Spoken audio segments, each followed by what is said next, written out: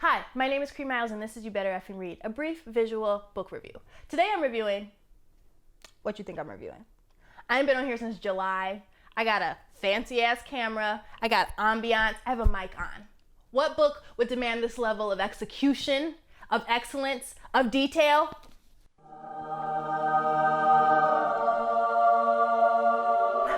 Okay, so I consider myself part of the Obama's inner circle, and while I believe most of the book was true, when she was talking about those inaugural after parties after they went to those balls, that couldn't have happened because where was my invitation? Or she taking the homies up to Camp David. Again, impossible because where was my invitation?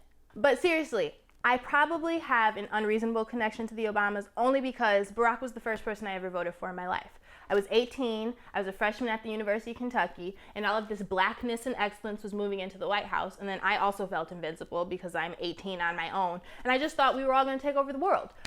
11 years later, reality has tarnished my invincibility a little, but it has not tarnished my hope, and after reading Michelle's book, I think she feels very similarly. The Obamas united us, and I think this book is proof that they still do. Whenever I pulled it out in public, someone would be like, oh my God, isn't it so good? Or, oh my God, I saw her in Chicago, she was amazing. Or, oh my God, you have to listen to the audio because hearing her read it in her own voice is so good.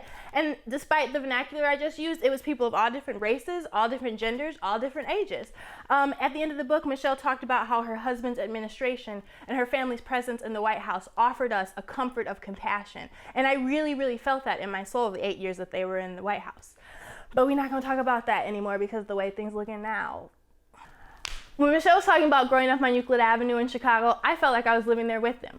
She lived on that one side, and then there was the panel, and then Craig lived there, and then the middle part where she would play with her dolls, that's where they would have just gave me a pull-out couch, and I could have just stayed there. I cracked up laughing when they pulled those fire drills as children. I cried when she buried her father. I swooned when she kissed Barack. I cried tears of joy when she talked about kissing her squishy little babies. I relived the '08 election again. Instead of being at the University of Kentucky this time, though, I was on the stage in Chicago addressing my constituents.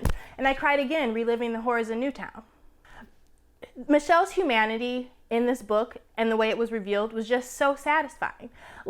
We knew she was black. We knew she went to Ivy League schools. We knew she was Southside. We knew all of that. But we didn't know how stable and beautiful her family was. We didn't know how hard she worked to get into the schools that she got into. We didn't know how she managed other people's expectations of her.